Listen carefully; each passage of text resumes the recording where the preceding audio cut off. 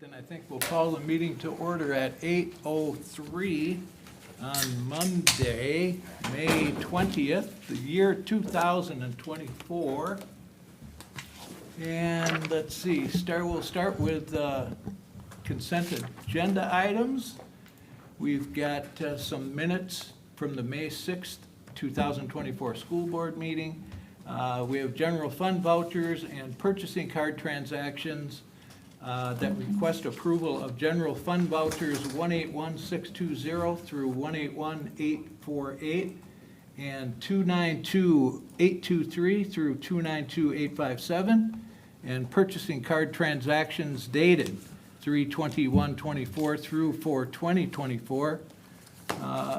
We have some professional staffing recommendations, as well as some co-curricular staffing recommendations, and some personnel items that are unnecessary for vote. So I would look for a motion to approve the consent agenda as presented. I move to accept the consent agenda as presented. Thank you. Tom, do I have a second? I can second that. Thank you, Megan. All in favor, please signify by saying aye. Aye. Opposed? Motion carries 5-0.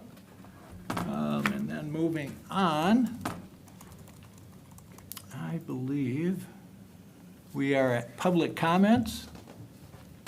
And I do have, Yes, and we've received 5 written comments for this evening and no one registering to speak in person. thank you very much. So before I read the comments, I have another little read, and it's in accordance with School Board Policy 167.3.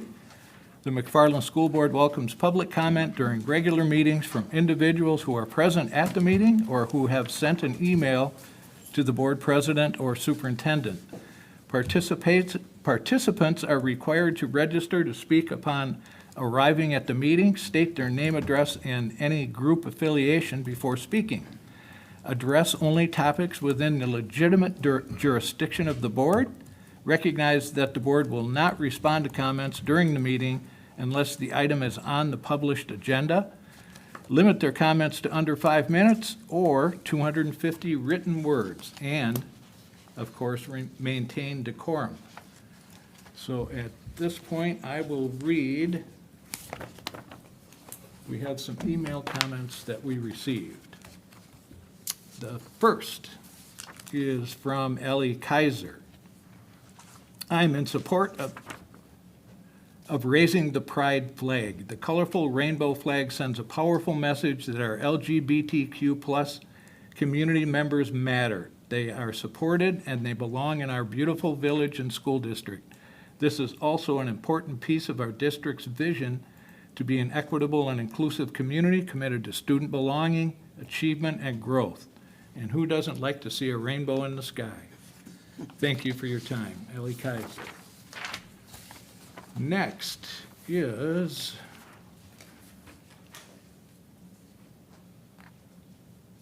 Tori, please excuse me if I mispronounce the last name, Yoblin.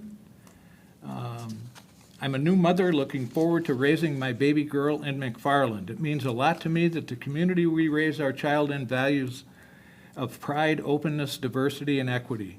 I've heard great things about the school district, and I hope you do the right thing by approving the pride flag flying this June. Representation matters. Jesse Staggs. Just wanted to lend my support for the McFarland High School GSA and their proposal to fly the pride flag in June. My husband and I moved to McFarland 2 years ago and have been so delighted with all of the LGBTQIA+ support we've seen throughout town. I take pride in McFarland and tell everyone we know how much we love living in a town that respects everyone and outwardly shows love to a group that is constantly under fire.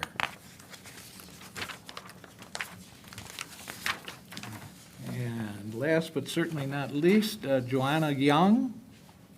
I am writing in support of flying the pride flag per the request of students at McFarland High School. This flag represents welcoming and support, recognizing that all students are welcome and should be proud to be who they are. And it is not a political symbol or message. It is simply a reminder that all people are welcome at our amazing schools in our amazing community. I would love it if we lived in a world where no one doubted they are welcome and are treated fairly regardless of how they look, who they love, or who they are. We aren't there yet.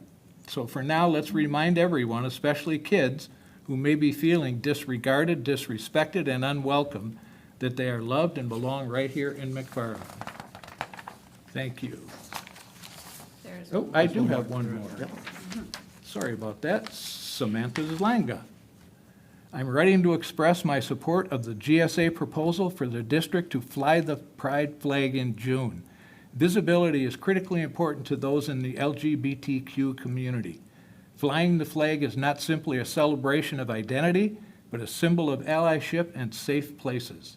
Unfortunately, this community remains under attack, so it is vital this district shows its students, staff, caregivers, and community that it stands with them. Flags, of course, are only one part of the stance, so I encourage you to keep supporting the community through actions as well. Thank you very much, all. And we'll move along to our McFarland High School student report. Hey everybody, There they are. here we are. Hey. Alrighty, so we've got two guest clubs here today to present, but we're gonna start off like usual with our own little presentation, then I'll pass it over to them. So some highlights. Biotechnology presentation. So one of the things at McFarland High School that we have, which is super awesome, is the Youth Apprenticeship Program. Recently, our biotech youth apprentices students got to present their final projects recently on the research they've been doing with their companies. Some of them are affiliated with UW, some of them are not, but either way, they've been able to do some super cool research, and they put on these presentations. So congratulations to these incredible students in the science department for fostering their love of the biotech field. Super cool. Continuing with some youth apprenticeship updates, we have two MHS seniors who have recently signed on to a register apprenticeship with Dave Jones following their construction youth apprenticeships. Congrats to Tyson Frank and Desmond Jacerta for continuing their career in the trades. Awesome. And then this past week on May 18th, the McFarland Music Program held Blues in the Night in the MHS B Gym with special performances by MHS vocal ensembles, the IMMS Jazz Ensemble, the Second Lake Jazz Ensemble, and the Early Bird Jazz Ensemble. It was a wonderful showcase of talent. Congratulations to all the performers. They did wonderfully. This prior week at MHS, our student council hosted Cancer Awareness Week, a week in which student council hosted dress-up days and held a Teacher in Paradise competition, where by donating money, students were able to bid on which teacher received a period in paradise off from teaching and basically locked in the teacher's lounge. This past Friday, student council raised a total of $957.53 throughout the week to be donated to Miss Neal, our IMMS librarian, who is fighting against bile duct cancer. I cannot say that word. And then on May 8th, a little bit earlier in the month, the MHS Eco Club was awarded $2,000 for winning the Alumni Renew Our Schools competition for their cohort. Again, congratulations to the MHS Eco Club. This was fantastic. Continuing on, many of our students had their artwork displayed at the Badger Art Conference at Oregon High School for the last 2 weeks, with multiple students taking prizes in various categories. Congratulations to Brooke Clark, pictured at top for an honorable mention in functional ceramics, Noria Miyazato for third in metals and jewelry, and Lo Cordio for first in printmaking. Awesome. And then this morning, the MHS Hope Squad visited CEPS to encourage sportsmanship among kindergartners, first graders, and second graders. So we played games with them at recess, and in the process taught our younger learners about what it means to be a good sport. Super fun. Super awesome children. I saw Joey on that slide. Thanks, Val. Coming up, what will be going on at MHS? Okay, happy Culture Week. So we have a couple of different events going on this week. Culture Week is a community-wide event running from May 20th to May 24th with lots of different events, and all the proceeds we raise help bring in performers or different activities for next year. Starting off strong, tomorrow we have our bake sale throughout the school day. Moving on to Wednesday, we have our fashion show on different mannequins with a lot of different cultural clothing brought in from students from all across the school. On Thursday, we have World Market Night. We have 3 different local restaurants in attendance. If you've not ordered your food already, it closes tonight at midnight, so make sure to get on it. And then on Friday night, we have our community movie night where we have 3 food trucks. I apparently never updated that, as well as showing The Elementals, a Disney movie. And both of those nights will have a raffle with some gracious donations from different community members. And then we have a community cookbook on the back burner for next year. Awesome. And then some athletics updates. So on the weekend of May 4th, again, earlier this May, at the Wisconsin Interscholastic Swim Coaches Association, Justin Harrington, head coach for the MHS Boys Swim Team, was named Division II Coach of the Year. And then Blake Tabiste on the MHS Boys Swim Team was also named Division II Swimmer of the Year. So congratulations to those two. Super awesome, super well deserved. Incredible performances by the swim team this year, the Tabiste trio. Insane. As well as our track team had their conference meet recently at Stoughton. They both took second place, and then pictured to the right are just some of the many top 3 finishes from our track team. They're currently competing at regionals right now in Turner, so hopefully they're doing great. Congratulations and good luck, Spartans. And then some student staff updates. So staff shout-outs for the past 2 weeks. We've got congrats to Mr. Moriarty, Mr. Tui, Ms. Kavanaugh, and Mr. Gregg. They are all super, super awesome and lovely. Speaking of incredible teachers, congratulations to Mr. Hahn, a tech ed teacher at our high school, primarily teaching autos, for being a Crystal Apple Award honorable mention. He is a teacher who truly deserves all of the good things coming to him. Woo. And then onto our featured clubs for this evening. I'm going to start with Language Club. So if Language Club wants to get ready to present, we've got Bella, Megan, and Madame Callan. So I'll pass it on over to you guys once my computer decides to start working.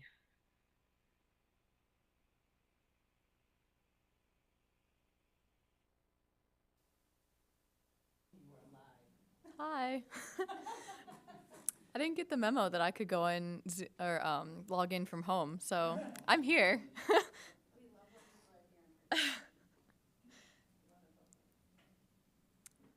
All right, 1 second, it's loading, folks.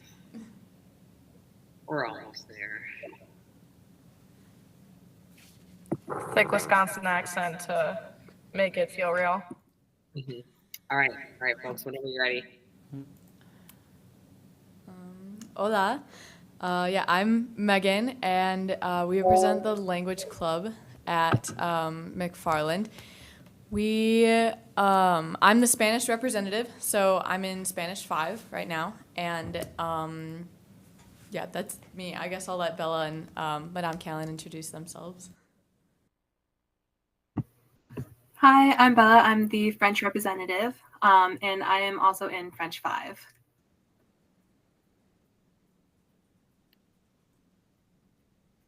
Madame, maybe? Hi. Hi, sorry, this is my first time using Google Meets on my phone, so I thank you for your patience with me. We're also in the middle of bedtime right now, so it might be a little bit chaotic, but my name is Madame Callan. I am the French teacher at McFarland High School and also the Language Club advisor. Okay, so this is the presentation that we used. We used this presentation to present to all of the language classes at the school this year, trying to get some new members, new faces joining us. Our full name is Language and Cultural Immersion Club, but that's a bit of a mouthful, so everyone just says Language Club. We mostly focus on French and Spanish French and Spanish because those are the ones that we speak. But we also learn about cultures from all over the world, and we do that through the 4 on the screen: food, music, film, fashion. Sometimes we find a new outlet to go through, but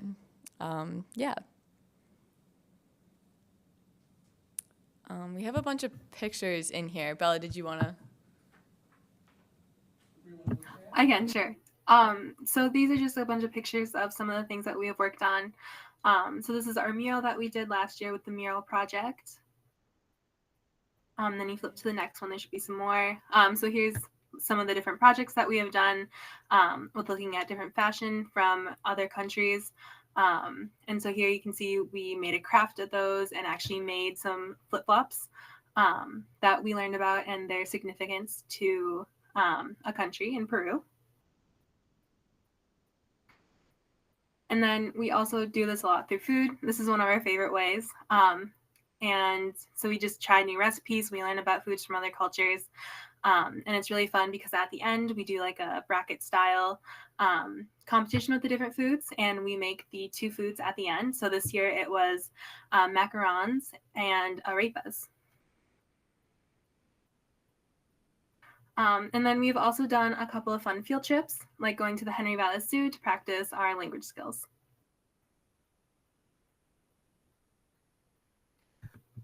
How we advertised our club to other people. I like Language Club because I feel like it's very unique to other clubs. Our day-to-day like club running is pretty much we do like a warm-up question, kind of like an icebreaker, I don't know. And then we also practice, we break off into Spanish and French groups, and we practice speaking. We'll have a conversation about, I think my favorite one from this year, I think we did like favorite creature, I think, or like what pet would you have if you could have one? And I chose a dragon because I think dragons are cool. But yeah, so we have conversations, and we also play a lot of games too. So it's really helpful for students to practice their language skills and speaking in a like non-school or less structured setting.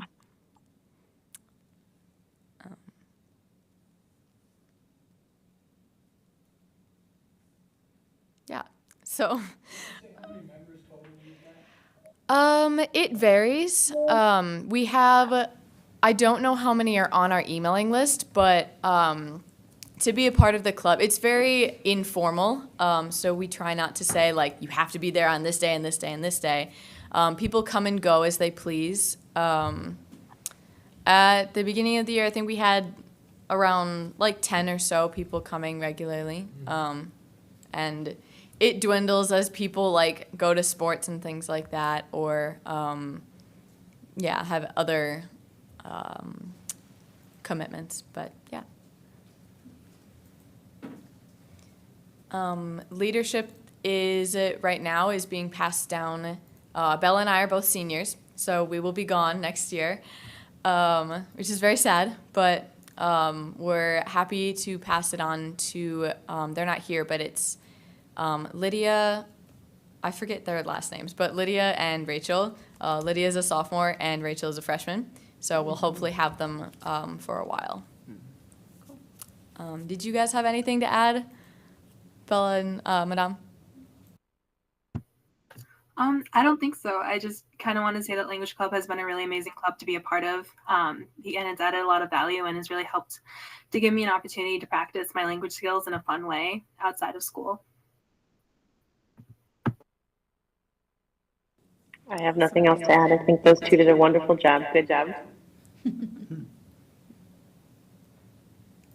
Awesome. If there's not any questions for Language Club, I will go ahead and pull up the Multicultural Club presentation and hand it off to Bushra and Ms. Thompson. Thank you. Yeah, Thank you I'm glad very you came much. in person. Anybody have any No, you can leave it. questions specific to the Language Club or Multicultural Club? Do you do anything at the middle school? Because the middle school, they expose the kids, like the French and Spanish. Anything like that at the middle school? Don't get comfortable. Or should there be? So we have talked a lot about like recruitment things the last couple of meetings, and talking to the middle school has been, I think it came up a couple times. We haven't in the past, but we have been brainstorming ideas on what that might look like, and I don't think we ever decided on something definitively, But we have been looking at a bunch of different ways to do events that could involve middle schoolers, or like bring in professors or something from UW-Madison to see if we could gain some more interest that way. Okay. Thanks. Yeah. Awesome. Okay. Okay, carry on. Okay, Now you're so dismissed. Thank you. Thank you, Meg. I'll be talking a little bit about McFarland High School's Multicultural Club. So to start off, some things that we've done this year, every year we have a display case at the ED Log Public Library. And it's where students or like community members, they can bring in an item, like item of significance, and they write a little post-it or like something about it. And we kind of put that up for the rest of the community to see. It's a great way to kind of just like, I don't know, learn about other people's cultures. And then this year we also had a handful of Costa Rican students come to MHS. So we had a fun after school event. It was kind of just like a nice hangout and piñatas. They were delicious. We just kind of hung out. They made new friends. We made new friends. It was a really nice way to welcome them. The biggest thing I feel like we've done this year is we've read books about diversity and kindness at WIS, CPS, and 4K. This was a really eye-opening. It was a great, inspiring experience for all of us, not just for the kids, but for the students reading too. And then for the WIS students, when they had their forward testing, we created a very short video. It was like 2 to 5 minutes long, just kind of encouraging them and just telling them to not be nervous for the forward test coming up. It was, yeah. And then we had an annual culture of food lunch with Asian American Student Association, where students and staff actually, they brought in foods that from their cultures, and we all kind of hung out, learned about different cultures. I also did henna there, so it was really nice to see people come and go, people like study hall kids, or just if they were walking by in the library, it was nice to see them stop by and yeah, kind of explore. And then we've had PCU, which is the People of Color Union, at the middle school. They have visited MHS, I think, a couple of times, one or two. And that's just been a really great way for the middle schoolers to kind of learn about what we have here, like what we have to offer here at MHS. And it's a great way for us to kind of just talk about diversity, equity, and how we can improve. I think there's a picture of the meeting to the right. It's very informal, very fun. It's a nice way to just talk things out. And then WIS had a family fun night, which we had a group of students, they volunteered for. It was really nice just kind of hanging out with the community. Multicultural kind of got like its name out a little bit. Yeah, it was a great opportunity. And then just last week, we had a custard fundraiser where half of the proceeds were donated to Miss Neal, which, as mentioned before, is battling stage 4 cancer. And then we have a senior celebration with BSU and Asian American Student Association. And then to the right, you can see a picture of all the delicious food from the lunch that we had with Asian American Student Association. Okay, and like I said, this was the highlight of the year. In my opinion, it was the highlight of the year. It was so inspiring. It was so fun. The kids really, really enjoyed it. The teachers enjoyed it. We read different books to kids, and it was really nice. And we're definitely thinking about doing it again in the future years to come. Here's just some pictures of us reading. The kids enjoyed it, like I said. Yeah. And I think that's it, unless Miss Thompson has anything to say. No, thank you, Bushra. Bushra is one of our amazing sophomores, so thank you for sharing all of that. I'm Kelly Thompson, one of the high school alt ed teachers. I'm also co-advisor of Multicultural Club with Aileen Swan. And I would agree with Bushra, the the book reading at WIS and CEPS was just really a highlight of our year for the club. And a shout out to Brittany Brazel for helping us get organized, like make the contacts and help us organize that. I know that the little kids love the big kids coming down to their schools. And I know Hope Squad was there today. I know Eco Club went a few weeks ago. Other groups of clubs and so forth have been going down. And it really is a wonderful connection among across our district for our kids. So definitely something we want to hope to continue.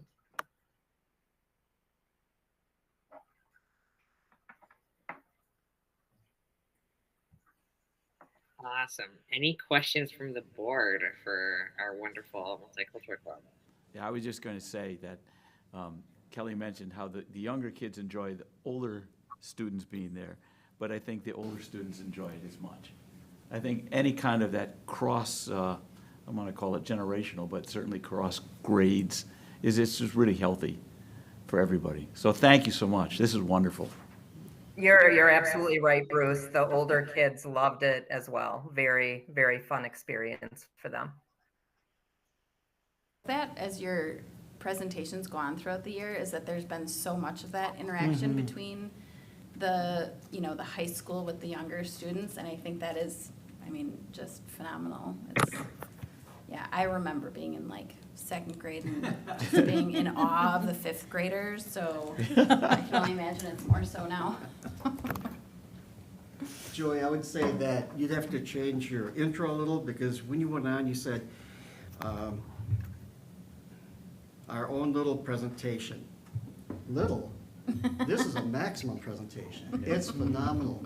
The diversity of activities and projects that all our students do through the various clubs. So thanks for doing that. Secondly, I think it's a great idea that you went over to Wabisa and encouraged their students to do well on the forward test. Yeah, I think kids are more likely to listen, maybe respect, older students versus older people. I agree. Absolutely. I agree. True. And then, and the last thing I was gonna say, I love the pictures. One picture is worth 1,000 words. So the graphics and the pictures that you provide during your presentations are credible. So thanks for taking the time to do all this. Anybody else?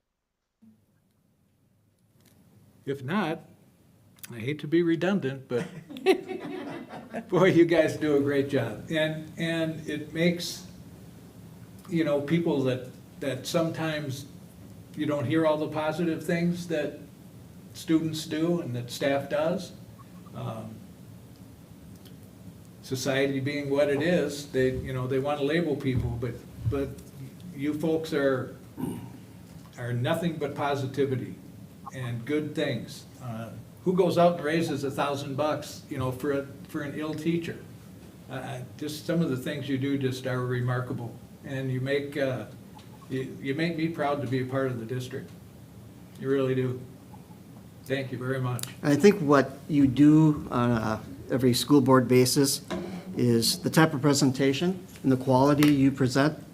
If there was a competition of all high schools throughout the state of Wisconsin on their student reps reporting out to the school boards, you would definitely take first choice.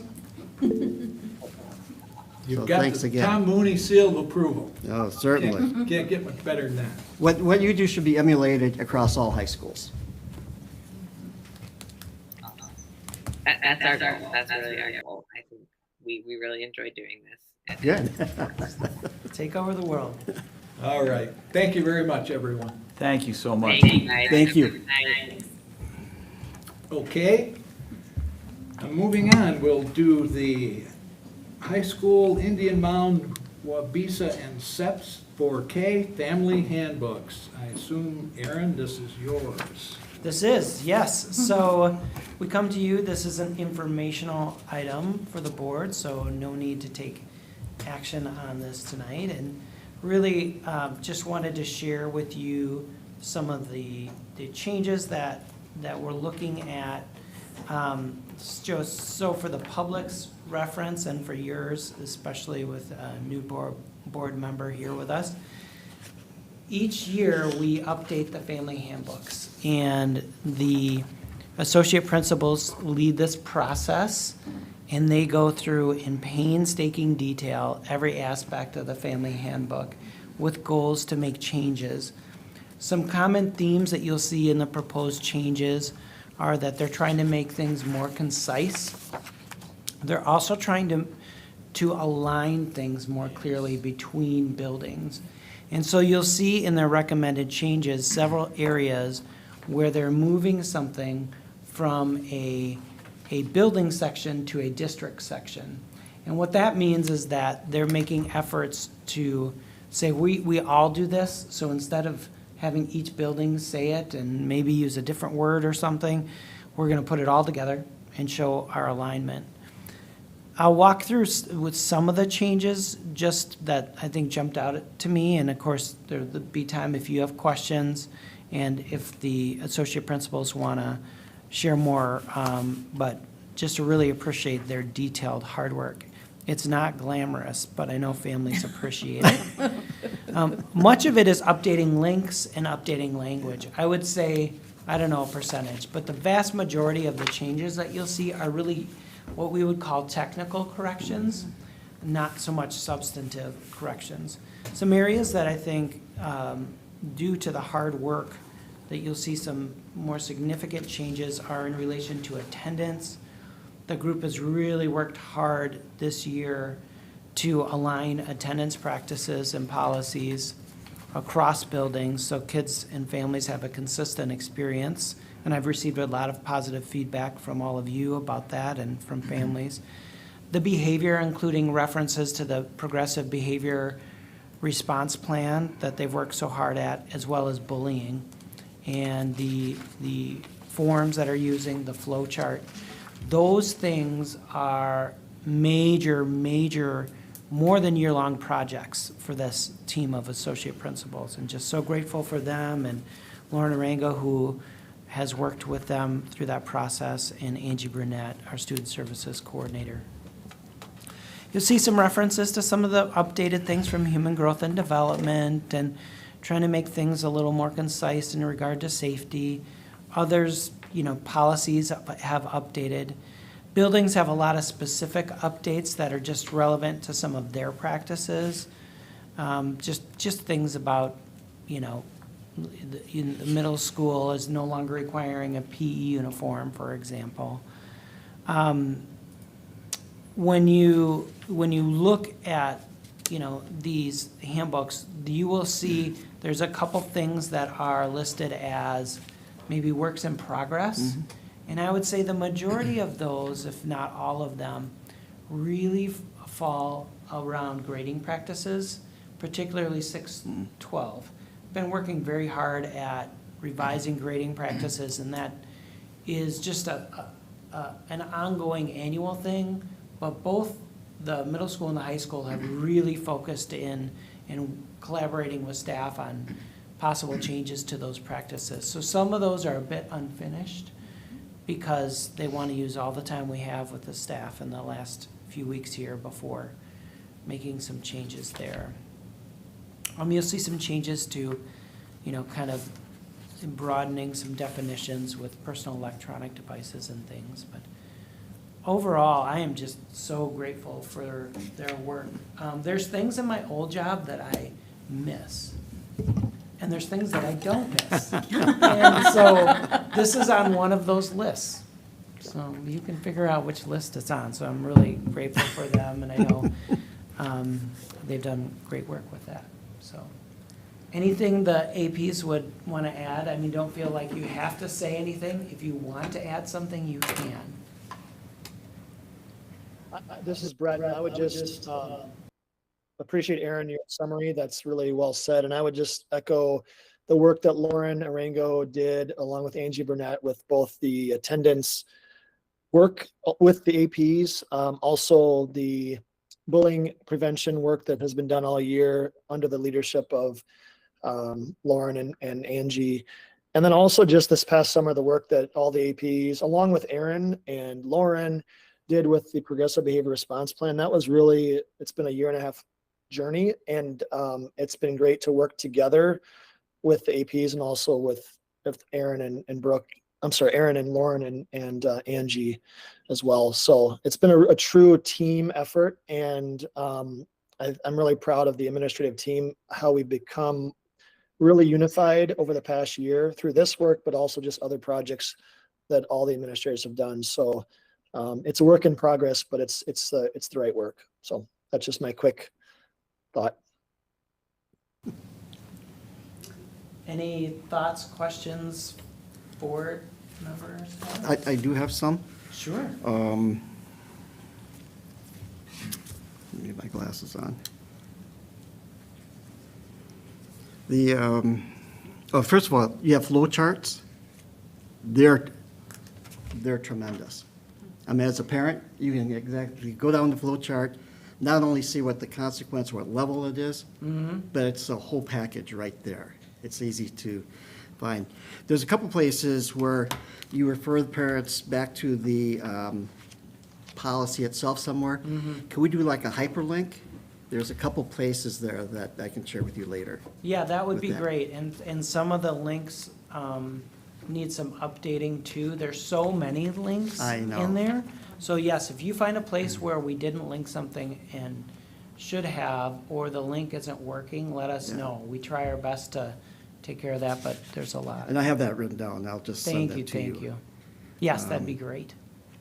And then under the appendix, I think this is the family handbook again. I think there's 3 or 4 items, and you have the number like 551-dress and grooming. You're referring to a policy. Correct. I didn't know what that number was at first, so maybe put board policy and the number. So the reader knows that it's board policy. And I think there's 3 or 4 items there for that. And then one of the things that we struggle with, and maybe the board has insights, is some policies we need to include, but some policies we choose to include because we think people want to see that. Do you find that valuable? Because the more pages, the less likely it's ever to be read. So if there's thoughts you have on, those, including some in that appendix. Do you have a feel for there being that kind of curiosity about specific policies happens very often? Only when you need it.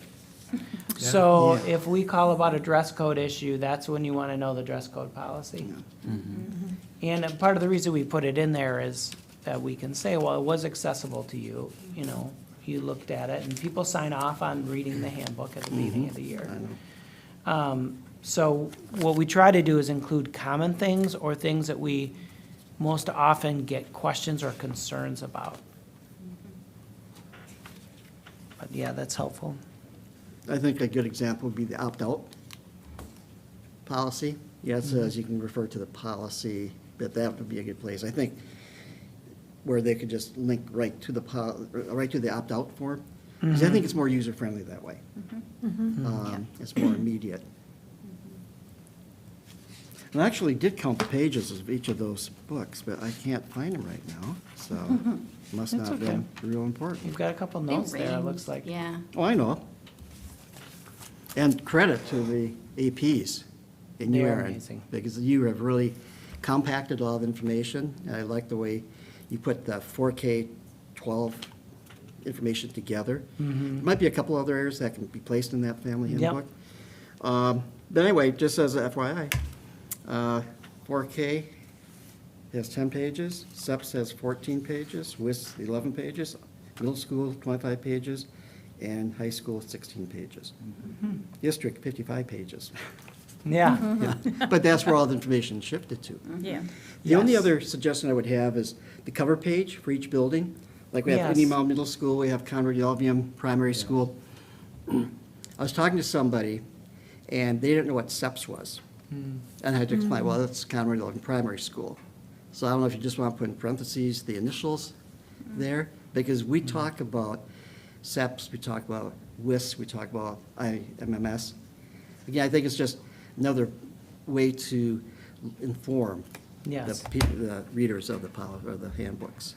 One, just so you know, that the staff of Conrad Albion Primary School would tell you they do not like the term SEPs. Yeah. That they feel, well, and I agree. So I I'm just understand gonna that, own that.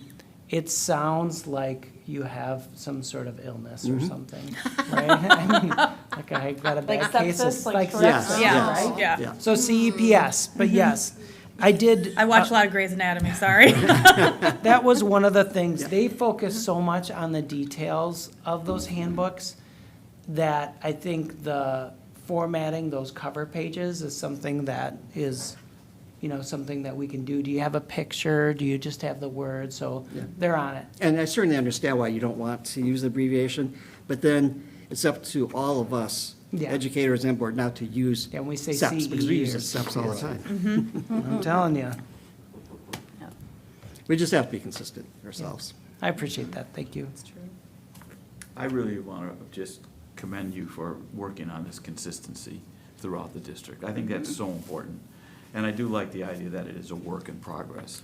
You can get to the point where you don't want to, maybe, what you were mentioning about the grading and whatnot, you say, well, I guess we won't touch it, but it's never going to be perfect. It's always going to be something that you're going to revise, and that's the way, life is. And I think it's great that you're working towards this. I really liked at Indian Mound Middle School, and I'm not sure this is new. I don't know if it is, because it was nothing highlighted, but the idea that, homework will be decided on an individual teacher basis. And I kind of think in some ways, I wonder if that's something that the high school, that consistency, I think, would be, again, something that you might consider. But anyway, I like that, because it allows the freedom, which I think teachers need, to do what they think is best for teaching those kids. And I really applaud that. So, When our survey results have been pretty clear, too, that students and families, I would say more so families feel the vast majority feel like the amount of homework is just right. I think students maybe less so, but that hasn't changed. But I do think there's a philosophy about let's use our time here together as well as we can and minimize the amount of homework. That's because people have really busy lives once they leave here. Yeah, I would echo what Bruce said. He stole the words right out of my mouth. That the work to make things more consistent across the school district has been really incredible and really fast. So that is, I think any parent is going to notice that right away. Yeah. This, going from one year to the next. So that's incredible. And I think, I agree with you, Bruce. When there's especially something when it's left up to the teacher's discretion, there was some comments or wording in some of the handbooks that were about that, and it was specifically about grading. And I think as we think about families using these as their reference tools, like, okay, what's the grading policy, and then why is this grade different in this class than the other, and understanding and having that right there probably gives support to families and then also to the staff to be able to say, like, well, this is my process, and I'm, this is where I have purview to do that. And I thought as a parent that was really, really helpful to see that. So, yeah, it's a lot of work to put all this together. And it was really great to see it all in one, line. I've seen them throughout the years, but, so. I think the other message is that we're all striving for the what it is that we want kids to be able to demonstrate. But there's flexibility, as Bruce was saying, it's how we get the kids from point A to point B, or one building to the next building. Yeah, and content area. And I think, it's just nice. We don't often get a chance to thank our associate principals, so I appreciate the board's gratitude for them. And I think having had the privilege of having a position as an associate principal for a couple minutes, the appreciation I just wanted to make sure the board has is they are truly firefighters. Their day-to-day is so intense. And to sit down and to be able to look at this with such detail, I don't know how they did it in the context of, unfortunately, I think it was a lot of nights and weekends. So just really appreciate that. I think the one word that Brett used was the word unified. And it was music to my ears. Yeah. K-12 unification. Yeah. Yeah, I think the more consistency you can inject into any, whether it be a handbook or a contract or whatever it is, it just makes things simpler for, the contractors and the contractees. So, I think that's a significant move, is to combine them, for one thing, and to create some consistency across where you can. Obviously, you can't treat all students equally, but consistency is great. Yep. Great. Moving on? Thank you. Thank you. Thank you very much. Go to sleep. So fun to have so many people with us tonight. I know. Joint Village Board, School Board Planning Committee meeting update. Who owns this one? Well, turn to the board members that were there to Well, share that's what their I would think observations. anyway. So we did have a joint did. school board village meeting. Was that last week? Feels like Yes. it was. Yeah. Yeah. First one we've actually had in quite a while. And so we were able to share some updates on joint projects between the village and the district, as well as some individual things. I would say the joint projects, we talked about the solar project, and that's, on the timeframes, as it's progressing, but somewhat slowly. But we do have that joint project with the village, and at some point, the construction will get going. And then we also have obviously the park, the inclusive park, and we're able to see some renderings of that, very exciting. When is that expected to be finished? Well, I think the school part, the playground part will be ready for the fall. But the inclusive park will be later, September 15th. Oh, Yeah. that's not bad. So very close to the start of school. Yep. And so, I think that is a huge undertaking. A lot of work has been done. It's such a good use of limited resources between the two entities, and got some great pricing in on the playground equipment. So that was great. And then we talked about the referendum, and our response to the failed referendum and implications for the district and the village. The village talked a little bit about some of their projects, the municipal center reconstruction project, and that's still very early. They don't even have drawings. So that's where they're at with that. What else did I miss? I think there was an acknowledgement that we need to keep working more closely together. I mean, I think particularly in your presentation, Aaron, I think the village kind of realized we have to do a better job of letting the public know what our plans are and, working together. And I think that's something that we've come a long ways, and I just think we're going to get better at. So I was very optimistic. I thought the meeting went very well. And I think there was an acknowledgement that we have to have this meeting more regularly scheduled. I think there was definitely that acknowledgement as well. Just the fact that you're having these meetings Oh. is a significant upgrade to Right. Greg. many years Yeah, that we didn't. Yeah.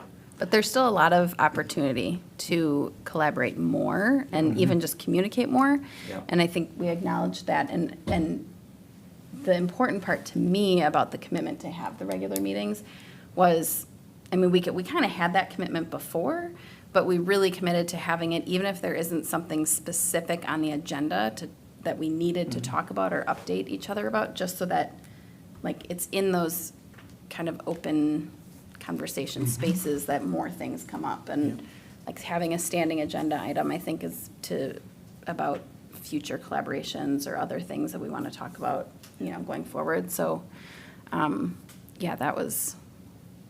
liked that part of it. Personally, I feel like I learned a lot from the referendum and the feedback that we hear from the community about how we need to work more with the village and communicate more.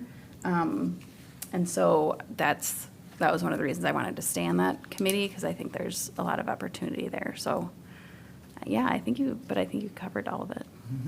Oh, I would say one other thing about the inclusive park that I think the community also doesn't necessarily, not everybody knows, but like that collaboration was a huge savings for both the village and the school district. I mean, you kind of alluded to that, but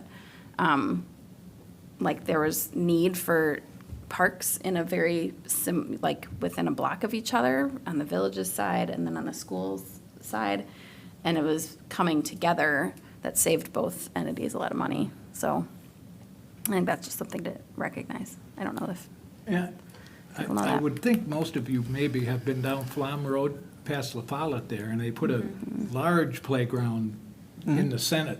At the middle area school. out by Senate. Yeah. Is that an inclusive park as well, do you know?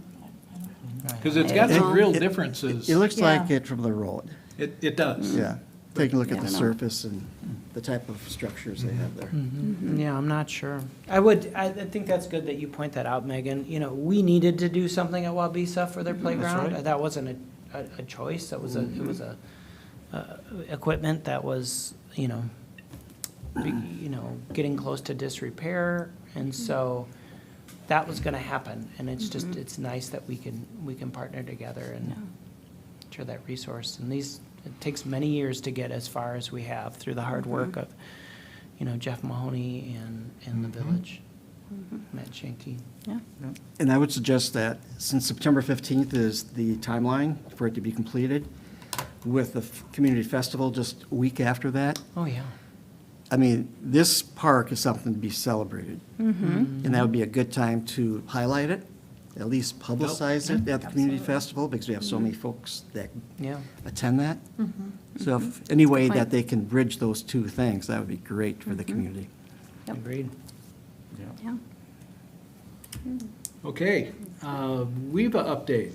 Mr. Mooney. We've updated, okay. These are takeaways from our last meeting, just last week.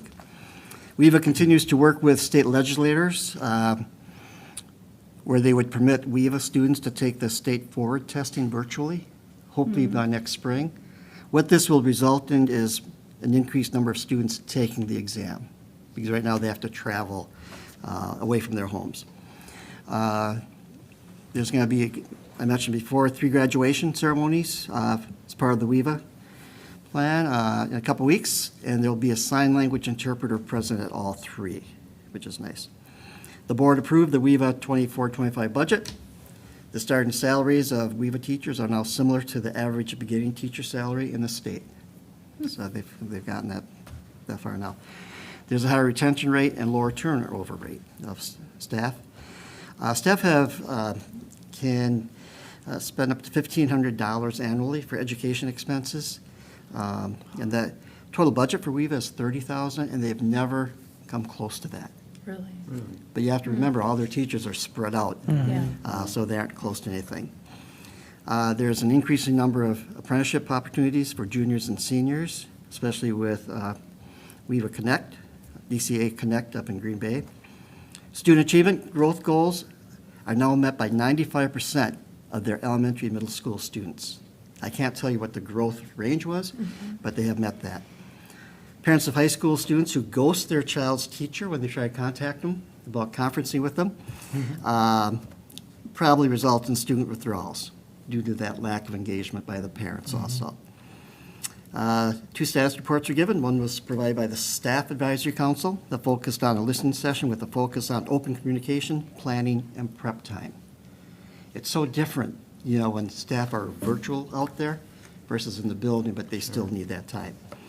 The other status report was provided by the Family Advisory Council with a focus on live streaming this year's graduation for those students that are unable to come to Madison, and to provide art kits and science kits to parents. This month, they spotlighted a student, an elementary age student, who was accelerated from 1 grade level, skipped a grade, and went to another grade. And again, this was made possible through their advanced learner teacher following full evaluation. So again, virtual learning does a real nice job customizing what it is that kids need. So that wasn't a precedent then, Tom? Or is a precedent? No, I don't think that was a precedent, no. Okay. It's just that it just will be happening. The media campaign has expanded to Discover Wisconsin sponsorship. I don't know if you've watched Discover Wisconsin on Saturdays. And that's it for that. Any questions? Weaver's doing well. Yeah. They are doing well. There's, And if they do well, we're doing well. That's exactly right. it's true. That was one situation where COVID came and went, but their enrollment about doubled, I think, over the course of that year and a half or 2 years. So they went from 2,000 to over 4,000 students. I think it's the largest virtual school in the state, In isn't it? Wisconsin, yes. Yeah. So kudos to them. I just want to comment also that a lot of their work, behind the scenes work, is a result of Jeff and some of his staff, and certainly Aaron, doing a lot of the behind the scenes work with them. That has led a lot to their success also. So, it's a great collaborative partnership between our school district, who is the host district, and Viva. And we've given them great support over the years as well. So. Yeah. Okay, District Administrator's Report, Mr. I think we Turnitz. missed an item. We did? Yep, 6C, reflection on attendance at Oh, best yes, practice I'm of sorry. school board governance I'm sorry about conference. that. So Tom and Megan Chapman were in attendance there, along with myself and Angie. And there were a variety of sessions. There were some breakouts in the afternoon, but for the most part, we were all together. And it was, I don't know how many districts were there, but a lot of districts were there. There's a lot. It was held in Sun Prairie, and there were some keynote presenters that shared just really, I think, practical tips for how to be an effective board member, how to work with the public and the superintendent. And then we also had some time to look at the school perception survey that they provide to districts to help gauge. Now, some of those tools we use as a board. That was interesting. And then the breakout sessions were focused on talking about, we had somebody from that, the Lighthouse study, which is, she was actually one of the original researchers. This is a study about what makes for an effective school board. And she took what they had researched back, what was that, 2000, I feel like? That's what's in my head. Yeah. Yeah, 2003 or something. Yeah, late 90s, early 2000. And she took that and she said, what's different today? And she talked about the impact of social media on schools and boards and had some advice there. Just really interesting. And then the breakouts, we talked about, you could go to one on kind of, I think it was dealing with in difficult times, I think was the one. Yeah, dealing with difficult times, that was the La Crosse School District. Yeah. Superintendent. Lacrosse yes. and the financial needs and those things. And then we all went to one on student representatives at board meetings and heard about Sun Prairie's model, which was very interesting. They're very involved. Yeah, they get paid. too. Yes, they get a stipend and they come to every meeting and, Yeah. like, in the meetings. They provide, they participate. Yeah. Juniors are paid $300, seniors $600 a semester, though. Oh, wow. Yeah. I mean, it's a lot of work. And Well, they have that was multiple. a summary, but what did you guys think? Other stuff? Megan? I really enjoyed the first speaker, the gentleman from Missouri. Yeah. One thing about presentations is I love really energetic and concise and succinct messages. And he came in just like a ball of energy, which was really appreciative. Yeah, some good humor. And a lot of the stuff that he talked about for school board governance, I actually really translated into my personal life and like working with like friends and family and that kind of thing, and really understanding how you need to effectively communicate within your role. And I mean, I want to just hang out with him. And it was unfortunate because he literally spoke and then left to go get on a plane. But I really enjoyed his presentation. I enjoyed all the presentations. But a couple things that I took away from it. They were talking about 50% of the school board meeting time should be allocated with a direct focus on students. And student achievement. Student achievement specifically. And when you take a look at our agendas, you know, we're sort of lacking on some of that. But hopefully we can turn that around after we deal with the referendum and get back to what we normally do. But they talked about also, which is a really good point, you know, students that are advanced and excel are already acknowledged typically and sort of rewarded, you know, with things. But the focus we may want to consider is students who have really good growth during the course of a year. That go from point A to point B, overcoming challenges, taking advantage of some opportunities. Their growth rate may be small, but it's significant. And you know, the first thing that came to my mind were the at-risk kids, students with IEPs, 504s, but there's also a heck of a lot of kids in the gray area that are just in the middle, you know, and I refer to them as underachievers, some of them. Yeah, but those are the kids that we should be recognizing and acknowledging also. You know, what are we doing to help support those kids? What kind of initiative do those kids have themselves? And then the panel discussion from the school board members of color. Very interesting to hear their perspective, the challenges and obstacles that they overcame. And their reward has been to support all students to achieve in their districts. Again, they just bring a different perspective than what I would have guessed. That's why I think we need more diversity on all boards. I thought that was really interesting because they spoke about how the pressure that they feel as a board member of color to represent all students of color, and that, you know, it feels like sometimes all eyes are on them. They were very candid too. Yes. Also just about the role of a board member, you know, and how there's times where it can be somewhat disheartening with some of the politics. Well, disheartening because, you know, they run for the board because they want to support, you know, children of color. But then they're accused of not supporting them. Right. If they have to be on a board because they're just one member of a board. Right. And they can all, you know, they can do all they can, but there are limits.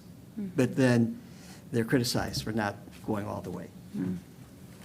That's somebody you may realize anyway, you know, as individuals on the board. So, and they're going to send us a copy of the presentation. I was hoping that there we was get a lot of it by now. information. But once we do that, we might just want to share it with our other board members. Absolutely. It was That'd be really great. good information. For sure. That'd be good. All right. Cool. That was a great Anything else? opportunity. And it was free. It was free. That was the There you best go, part. babe. And there was lunch. Moving on. District Administrators Report. All right. So I'm going to try to go through quickly because I don't know if you know, but it is like 4 in the morning and that's when I get up. So this is late for me. Do you need some tonight. caffeine? I'm fully caffeinated. Thank you, though. No problem. So I just, first, not a good segue, I was being lighthearted there, but I just wanted to acknowledge our colleagues in Mount Horeb and that we are thinking of them during this really difficult time. You know, there's a lot of connections and similarities between our district and Mount Horeb, and certainly I think it was a good reminder of, you know, not to take anything for granted and just an awful, awful situation. And it's been very stressful for that community and that district. So our thoughts go to them as they begin to try to heal after such a tragedy. I know that we recognized the situation at some athletic events that took place very shortly after that versus Mount Nice. Horeb. So I know at a track meet and I know down at the baseball game that we did a moment of silence and just told the spectators and participants there that we were thinking about them and that we supported them in any way that they might need. So Yeah. I think Paul did a good job with the athletic Nice. groups too. That's nice. We, as a safety committee in the district, we spent a full hour reflecting what can be learned from that experience, what should we know, how would we handle a situation like that, and a lot of takeaways, so. Yeah, one thing I was surprised when they interviewed community members, where some of them said, yeah, they didn't think it could happen here. Well, it can happen anywhere. And the sooner everybody acknowledges that, the safer our communities will be. But that's sort of disheartening to still hear, that we didn't think it could happen here. It's such a balance of understanding that, but not living in fear. Right. No good transition out of that, but the high school cafeteria, just a little update on that. So reminder, we had a water leak there that happened on a Sunday night and found it on a Monday morning. Been working really hard. Have a company that's come in and is trying to dry the floor and keep the air quality. That's the biggest thing with the moisture. And they've done a great job. The levels are very low. And so we're continuing to treat that area, and just kudos to the buildings and ground staff, the school nutrition staff, Jeff Mahoney, for the guidance and direction and work with, the logistics of moving our cafeteria to a gym and dealing with what sounds like a plane landing at all times or taking off at all times in there. It's got a lot better though. And just being creative and the flexibility of the students and staff. It's been really good. And the amazing thing is, we didn't lose any time. True. with that. Yeah. Yep, didn't miss a meal. No. That floor, that's a special floor. That's, I played a lot of basketball on that floor back in the day. Yeah. That was the gym in 1969 and 70. Yeah. But you can, I don't know, that's a parquet floor. I don't know, you just don't see them anymore. Yeah. And we've managed to preserve that baby over a couple of constructions and some incidents, but Yep. kudos to the buildings and grounds folks and Jeff. We'll Great be job. reevaluating the status as time goes on. Shout out to 7th grade. You heard about the community day. I wasn't able to join in, unfortunately. But they started the day reading to, I think it was first graders. And then they went out in the community and did things to better our community. Marking storm drains, creating a middle school garden, trash pickup, resurfacing park playground, cleaning the children's area at the Edie Locke Library. Just a ton of things that just were so beneficial. The Larson House plant sale, helping with that, and I hope you saw, I think the social media went out today, I think, is where I saw it. I had seen it in the newsletter from the middle school, so. And that's a new thing, new project, cleaning the monuments at the Legion, so. So this is the first year they did that, because I don't Yeah. remember doing this. Yeah, that's Yeah. wonderful. So really, really creative and busy people doing busy things. Been a ton of concerts, you've seen some of those things. Middle school band concert, choir concerts that have been going on. The High School Cancer Awareness Week, and you saw that with Melanie Neal and raising a lot of money there. Had a great PD day, Professional Development Day last week, where one of the things some of the buildings did was look at their survey results by building for the parent guardian survey, literacy work, just a lot of important work at this time of year. Blues in the Night, you saw that. I wasn't able to join that, but it looked like a great event. The referendum Engagement Committee has had 3 sets of meetings, one more tomorrow night. Really robust conversations and learning from each other, and so many ideas. I'm telling you, that is an engaged, powerful group with a lot of expertise and different perspectives. A great cross-section of Yep. our community. That's really nice. 28 people involved in that. The additional budget cuts staff committee met today. Looks like we'll have over $400,000 of additional budget reductions for next year that we'll be sharing with you. And I want to just say, that is such a tremendous thing that we're doing. Again, as a former teacher, I think the people who are in the trenches or boots are on the ground, whatever, they're going to give you feedback. And I just, kudos to you and Jeff for just kind of coordinating that whole thing. Because I just think it makes them feel like we have some say in what's going on. And it's not easy. It's not easy for anyone right now. Oh, it's not fun. No, it's not fun, but at the same time, it empowers them, and that's wonderful. The alternative would be a disaster, I think, so. Yep. I know the board is aware, because you are all reading your email today, but we have made a bit of an adjustment to the library position at the middle school. So basically, that position had been paused. It's a vacant position for next year. That position had been paused for hiring to see if we could accommodate and meet those needs in other ways. At the same time, well, later, recently, we've had a vacancy with a high school library assistant position. And so a group of those involved with the library and library staff, the library staff in the district, and technology integration staff, Melissa Foll, Director of Teaching and Learning, and Jeff Mahoney, Director of Business, worked together to look at possible solutions to how to address that needs. And then this position came open at the high school. So the decision for next year is to reallocate that full-time library assistant role into a half-time library media specialist at the middle school for next year. So that position went out, it's posted today. Awesome. Good. So I think that's a good example of how, as time goes on, you are able to make strategic moves to meet needs through attrition. Because I think we're trying to do whatever we can to keep the staff that we have Absolutely.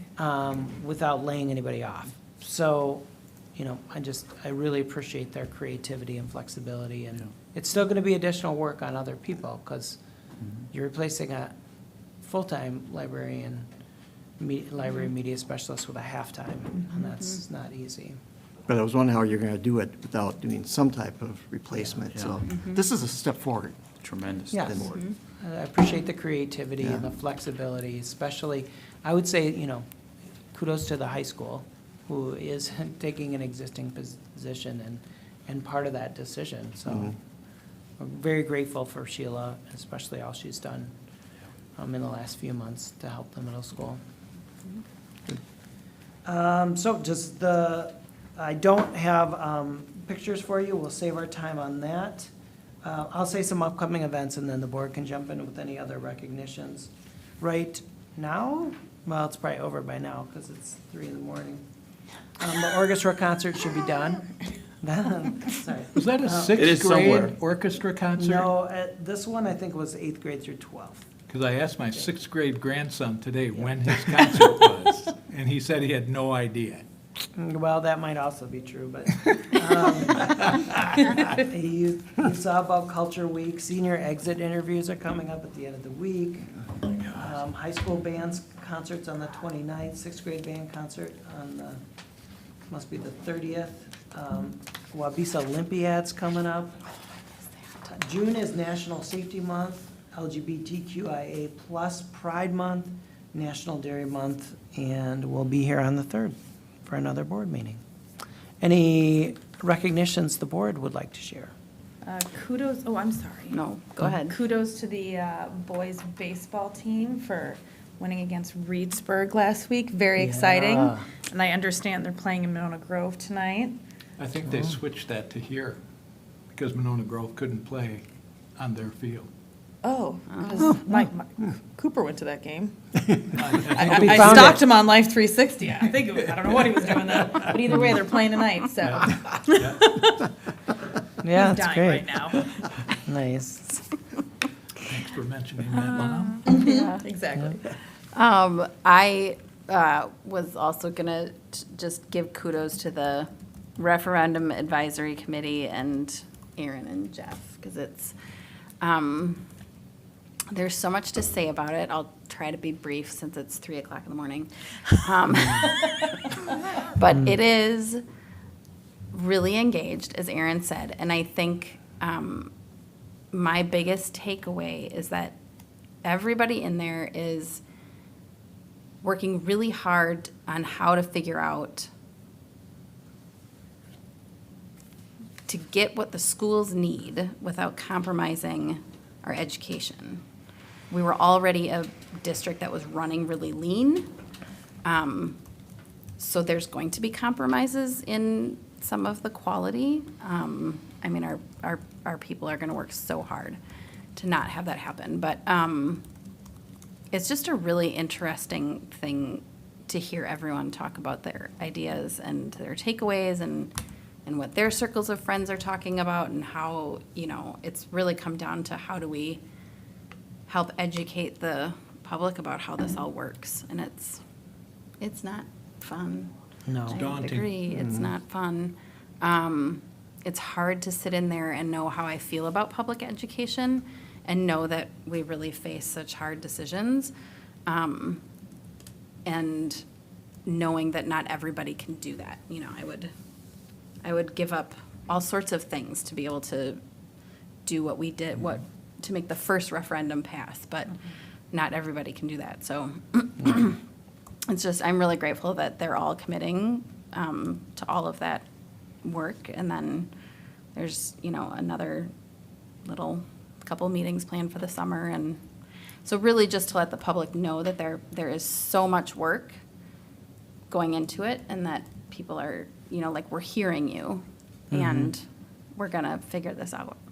But We're very lucky. We live in a great community, and they support our schools, and we support the community, so. What I'm hearing is that many of the community are saying that they are being listened to. Yeah, unfortunately, it took a failed referendum from their perspective. So I'm very optimistic as we move forward with whatever recommendation comes forward. I would like to recognize not an individual teacher, but teaching staff reading through their job description in the handbook very recently. It is a complex, difficult, challenging position to be a teacher anywhere. We're fortunate to have the resources here in the district. But what I'd like to do is share with the public through our board meetings, take just parts of that job description at each board meeting and just summarize what it is that teachers are expected to do. Because I think, even I sort of forgot, and I was in education. But again, I don't know of any other career that is so demanding and accountable and receives such minimal recognition for what they do and how they impact kids today and in the future.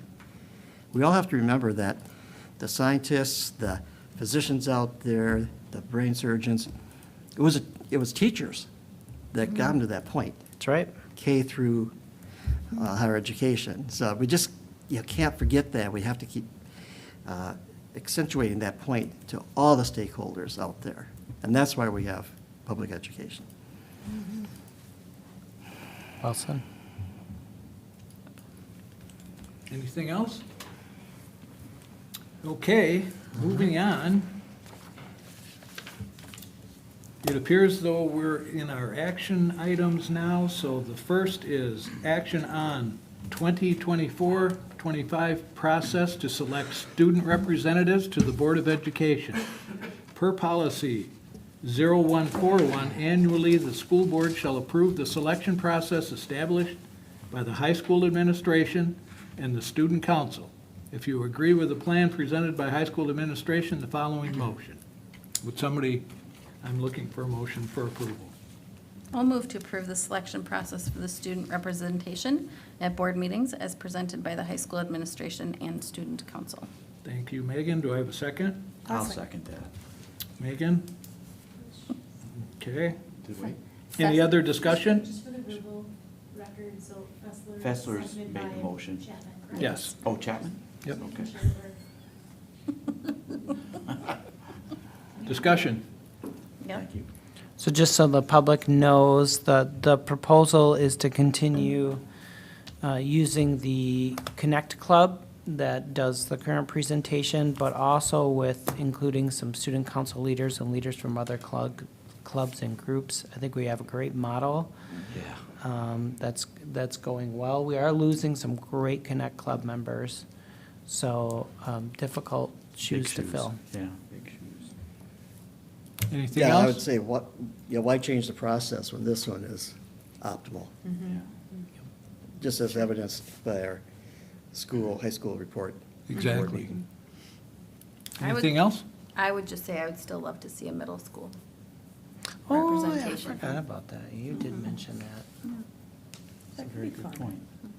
Yeah, I wonder if they've investigated that at all or talked about it. I'm sure. Be a good question to ask. Someone would want to, Sure. but yes, I'm sure we have leaders down there. yeah, for sure. Okay. All those in favor, please signify by saying aye. Aye. Opposed? Motion carries unanimously, 5-0.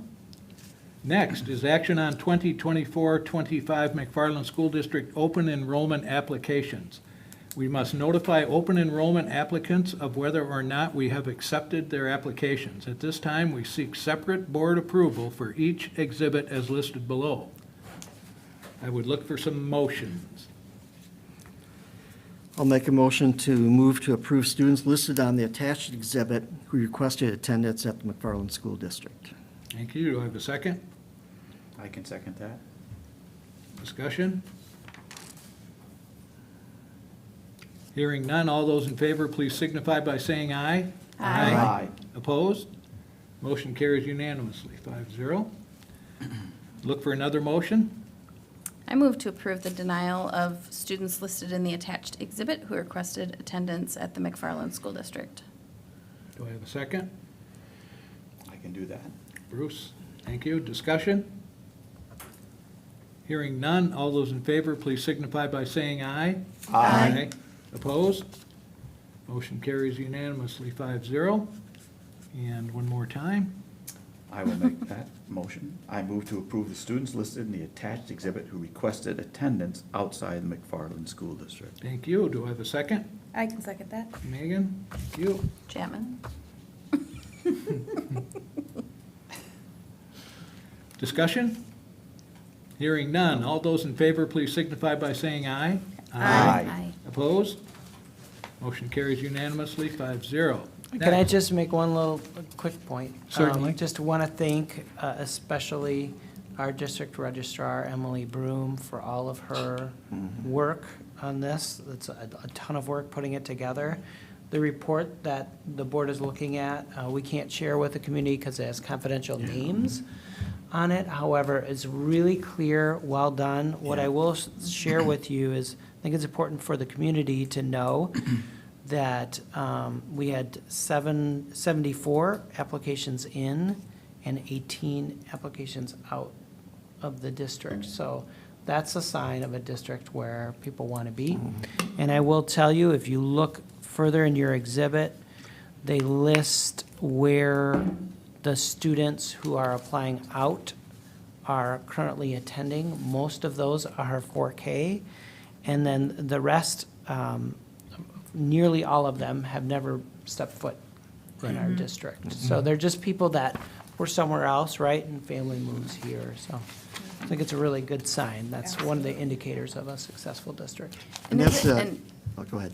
And 4K, I feel like the like that's, I feel like that's not an accurate indication of whether they'll end up in our district. No. Because it's most often like paired with childcare, so it Yep. becomes about the convenience for the family, right? It is. Yeah. Yeah, so. Both in and out. Yep, Yeah. exactly.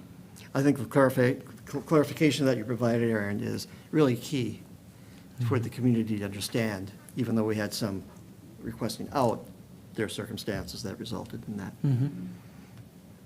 Yeah. So, thanks for indulging me. Okay. Next, WEVA, K through 8, WEVA High School, WEVA Destinations Career Academy, and Insight School of Wisconsin must notify open enrollment applicants of whether or not we have accepted their applications. At this time, we seek separate board approval for each exhibit as listed below. I would look for a motion for the first. I move to approve the students listed in the attached exhibit who requested attendance at WEVA K-8, WEVA High School, WITCA, and ISWE. Just a quick clarification, we've a 4K8 instead of Oh, 4K8. 4K-8. Yeah, that may be wrong. In my- Yes, because they're I offering didn't update that 4K in my- this coming fall. I That's right. apologize. That's my error. I should have caught Is that that gonna be the same myself. for the next motion? Okay, Yeah, thank I you. apologize. Do I have a second? I can second. Megan, Fessler. Thank you. I recognize the voice. Lady H. Discussion. Hearing none. All those in favor, please signify by saying aye. Aye. Opposed? Motion carries unanimously, 5-0. And I would look for another motion.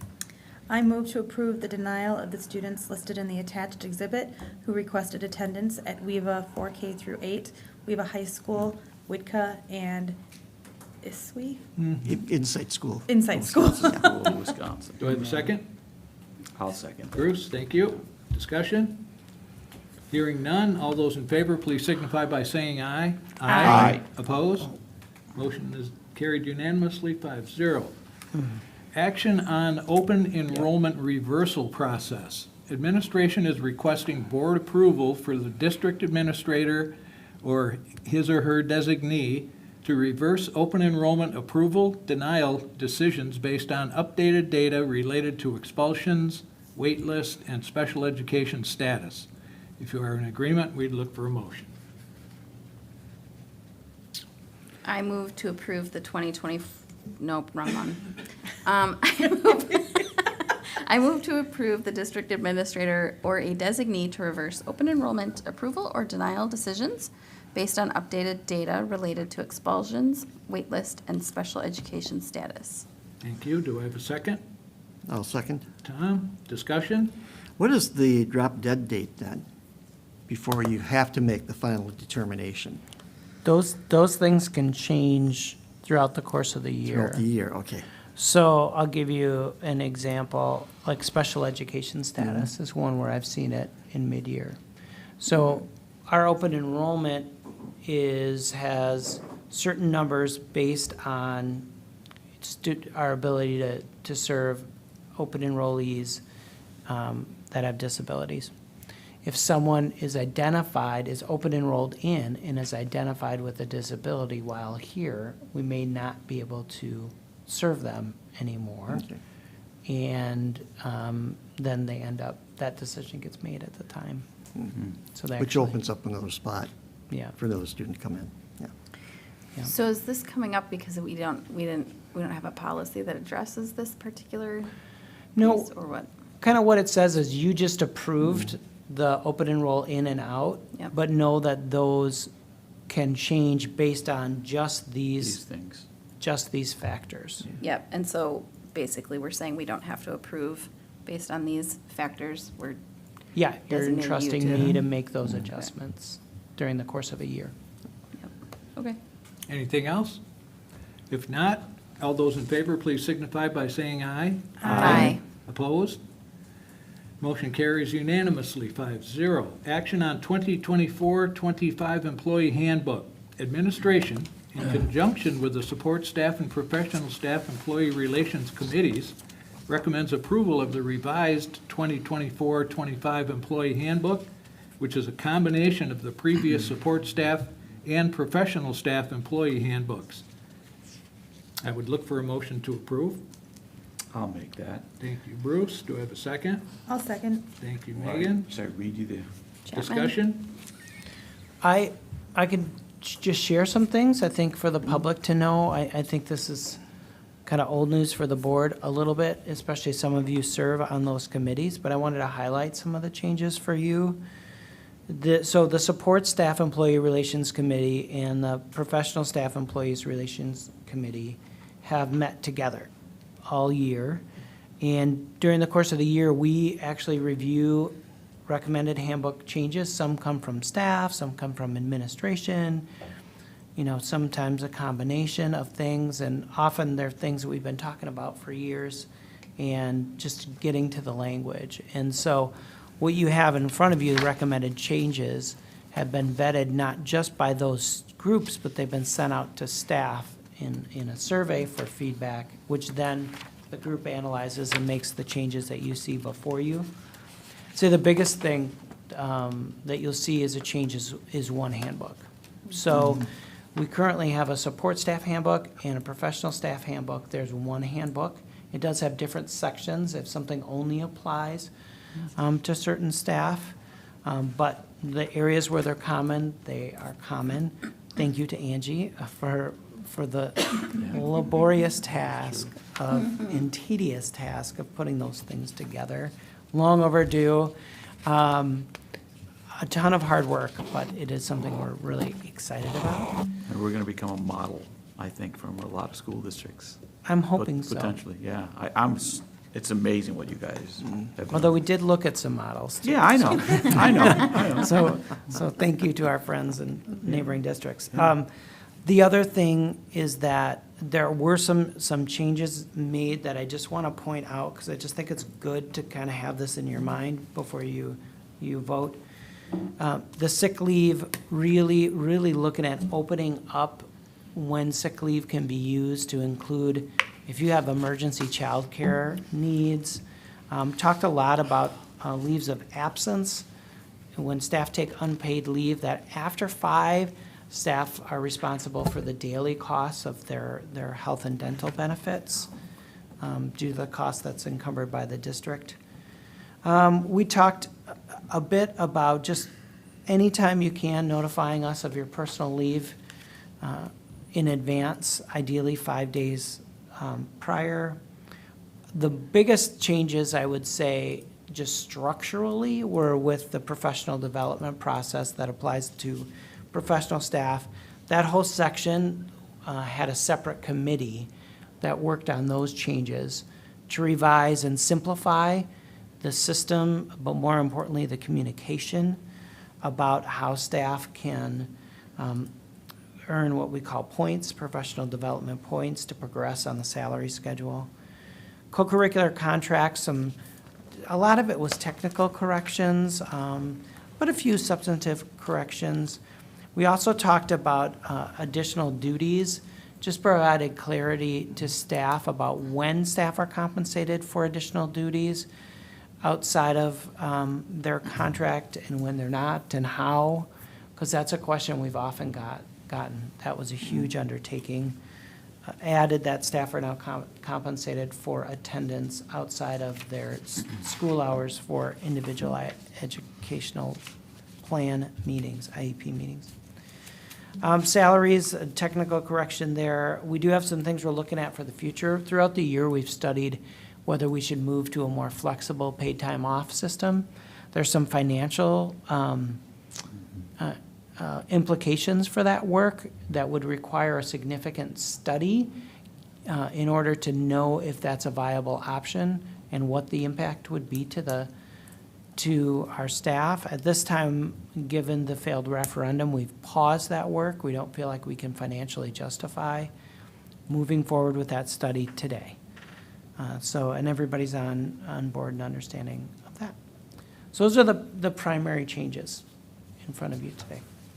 Aaron, are there any school districts that use PTO or paid time off? There are, okay. Yep.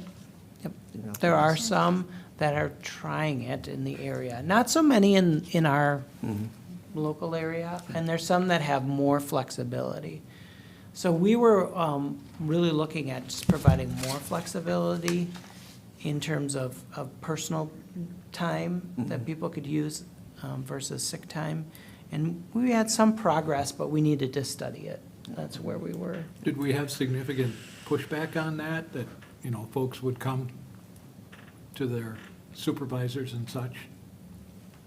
Pushback on the way we do it currently? It's not flexible enough, or yes, it's too I wouldn't say restrictive? pushback, but just concern. Yeah. I think people felt like at times they felt torn between, you know, this really isn't sick time. If I had more flexibility, I could use it for other things. And I think it's just a challenge, you know, for staff. But wanting more flexibility in the district is really working with them to figure that out. And again, you eliminated redundancies, and Yeah. you know, this is just easier, I guess, and more consistent. And that's what we've been talking about all night. Any other discussion?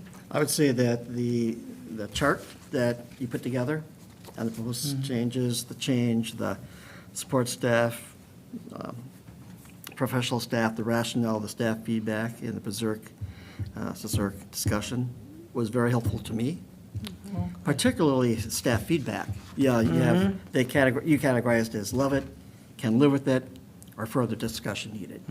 You know, so when I was able to read that, decipher that, and I read that, you know, 85, 90% staff are Right. okay with it, you know, that certainly impacts how I think about that.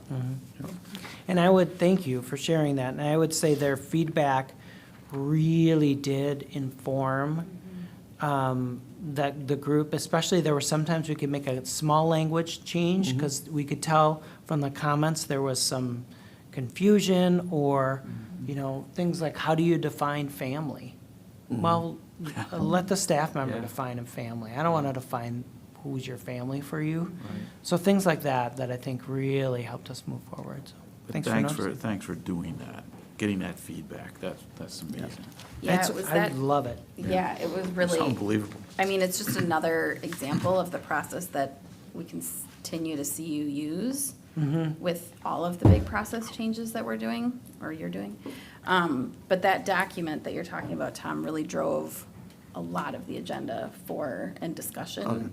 It was the same exact document that we used in the committee meetings, and I mean, I just echo what Aaron said, like, I don't have any questions about it because it was such a robust discussion every single time that I feel very confident in the process and very confident that the staff are all very in support of the changes. So. Excellent. Anything else? Do I need to read the actual I move to approve? Because I haven't done that yet, Craig. Sure, We go haven't ahead. said So, the motion. my motion is, I move to approve the 2024-25 employee handbook as recommended by administration. Thank you. And Megan, you would second. You seconded I that. second. Yes. Okay. Chapman. Any further discussion? Hearing none. All those in favor, please signify by saying aye. Aye. Opposed? Motion passes unanimously 5-0. And last but certainly not least, discussion and possible action on a request to fly the pride flag during the month of June, We have received this request from the McFarland High School Gay Straight Alliance to fly the Progress Pride flag in front of each school during the month of June. After consultation with my administrative colleagues in Dane County and reviewing relevant laws, I am recommending that in order for a flag other than the United States and Wisconsin's flags to be flown, the board must vote. If a board member were in support of, anyway, I've tried not to read that the last four, but I can't do it. I would look for a motion. I move that the Progress Pride flag is flown in front of each school during the month of June in recognition of Pride Month. not Price Month, and in alignment with our district vision of an equitable and inclusive community committed to student belonging, achievement, and growth, and our board resolution in support of transgender, non-binary, and all LGBTQIA+ students. Thank you. Do I have a second? I will second that. Thank you, Megan. Discussion. I'll just give you a little bit of a background. So this is something the district has never done, is to fly the pride flag in June. Other districts have, and it's something that I kind of have been investigating a little bit recently to look for different options on how to best handle this situation. And based on the research that I have done and analysis of legal decisions, bringing this to the board for consideration after receiving this proposal seemed the best course of action, because ultimately this is a situation that the board should have a voice in, versus one building does, another building doesn't, or, you know, the principal at the time or the superintendent at the time thought it was a good idea, and there's different flags that may come before us with requests, and so wanted to make sure that you had a part in that decision. Any other discussion? I think you bring up a good point, Aaron. There may be other requests in the future to fly different types of flags, so we'll have to be prepared to address those. Yeah, And this is the public schools, not the 4K schools? Correct. Okay. Correct. It's for the four campuses. sites, not each of the community providers of 4K. And just as mechanically, they all have 2 flagpoles? I think so. I think we can figure it out. We will do our best. I thought maybe so. No, but I'm just saying, I'm not sure. You I don't know. need 2 poles, though. You could do fly. No, I get it. I understand. But you have to be able to do 2, and Yeah, 'cause not we've had an all empty one up poles front. have that here. At the high school. Okay, any other discussion? I think it's a good move. Okay, hearing none. All those in favor, please signify by saying aye. Aye. Opposed? Motion carries unanimously, 5-0. And I believe will conclude our business for the open meeting this evening, and we will reassemble for a closed meeting following. We have to go into. I need a We need motion a to go into motion. closed session. I move to go into closed session. Thank you. Second? I'll second. Thank you, Tom. I don't know that, do we say why we're going into closed session? Well, it just says. Do we have to? Just stated on the I think- agenda. I can. Probably. Okay. I'm gonna say, we're discussing administrator salaries. What do we got, 9:45? Yeah. Just so the public is Okay. aware. Sounds good. 9:46. Got it. All right, so we are going to reassemble in the. Oh, yeah, that's right. We need a roll call. Do I do that? Bruce, you do Sheriff that. Howery, Yes. Mooney, Yes.